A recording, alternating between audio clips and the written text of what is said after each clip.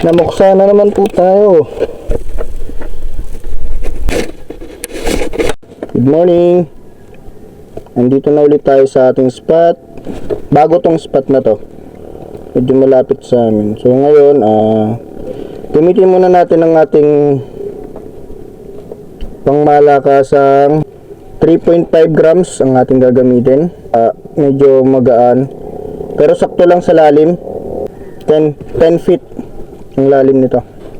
Nasa labas tayo ng bahura, kantuhan ng ating spot. Yan, try natin. So ito first drop ng ating Monstera 3.5. Bilangan muna natin ng seconds para sure kung gaano talaga kalalim to. 1, 2, 3, 4, 5, 6, 7, 8 seconds. So since magaan siya, 3.5 lang siya, gawin natin 7 seconds lang. 3, 4, 5, 6, 7. Yan. Twitch lang tayo. Maganda tong spot na to kasi kanal ito, kanal. Unang hulog, wala nagparamdam. Pangalawang hulog, nabot na tayo ng sikat ng araw. Ito ko sana ang target natin ngayong umaga ay bagong species na hindi pa nahuhuli ng ating Monstera.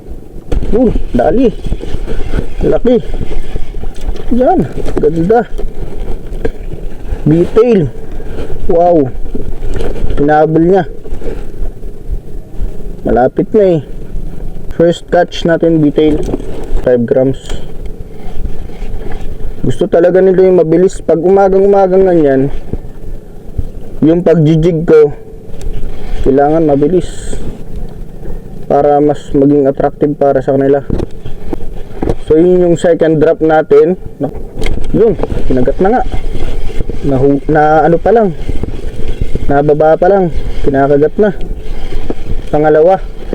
Okay, so V-tail ulit. Anong tindi nitong Monstera na to? Grabe. Nalatakan yata natin yung bahaya ng V-tail. Hindi ko na malayan eh, meron na pala. Nalubog pa lamang. Sobrang ganda ng pamain. Tapos ang ganda pa ng spot. Yung kada hulog ay talagang tira ng tira. Naigpit ang ating drag. Ayun, B-tail na naman. Naispatan natin yung magandang ng B-tail. Bahayan. Lo, nakakaapat na hulog na tangan talaga. Maganda ang pamain mo. Siyempre kapag maganda ang pamain mo, dapat maganda rin yung spot. Yun ang sabi ni Master Eli Madamba. Hindi porket maganda ang iyong pamain, marami ka nang mahuhuli. Nasa spot din yun. So maganda nga yung spot mo, pero pangit ang pamain mo, hindi naman kakagatin, wala kang mahuhuli. Sobrang ganda naman ng iyong pamain, pero wala ka naman sa tamang spot. Kahit pa nung retrieve mo, yun, dali ulit. Kahit pa nung galing mo sa pangangawil, ay talagang hindi ka makakadali. Ay, maliit. Bye-bye.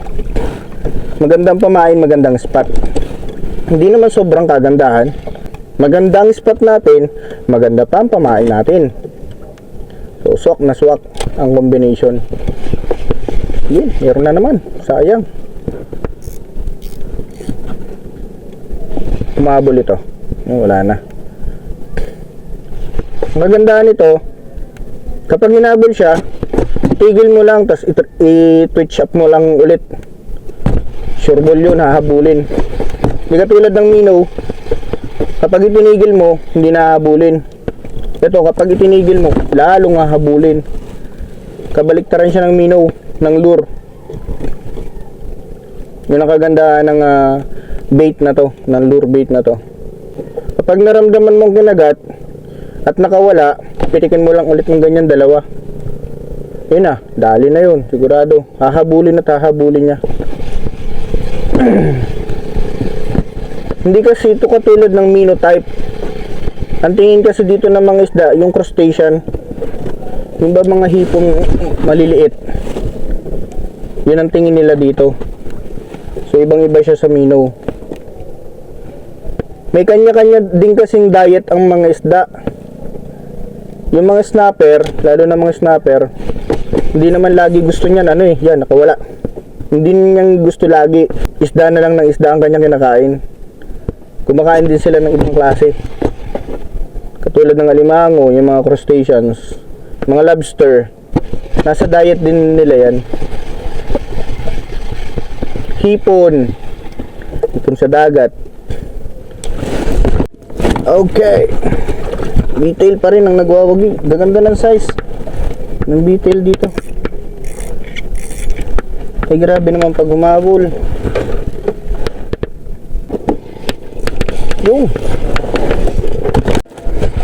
Sean, laki to.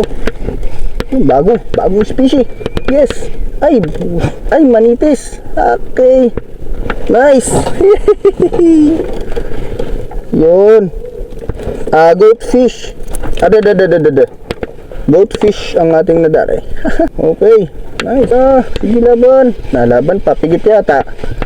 Ay, iba na naman. Ay, the one and only, the favorite of all. Tuko. Pero okay ba siya, ha? Okay, detail pa rin ang nagwagi. Detail pa rin. Laging ilong ang tama. Ng laban. Yun. Yan.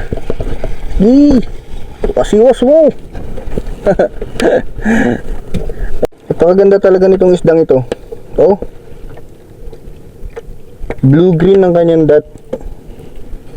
Bang iba. Tapos malasa siya. Pag sinigang, ay talaga nga naman. Okay. Detail pa rin. Ang daming detail dito. Si detail. Malakas ah. Malakas.